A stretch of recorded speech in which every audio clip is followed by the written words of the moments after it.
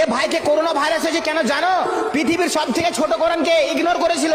সে ভুলটা তুমি কখনো করিও না ভাই। এই কোরআনটি দেখে 5 জনকে শেয়ার করে দিও। ইনশাআল্লাহ আল্লাহ তোমাকে ভালো রাখবে এবং তোমার মা বাবাকে সুস্থ রাখবে। এ ভাইকে করোনা ভাইরাস হয়েছে কেন জানো? পৃথিবীর সব থেকে ছোট কোরআনকে ইগনোর করেছিল। সে ভুলটা তুমি কখনো করিও না ভাই।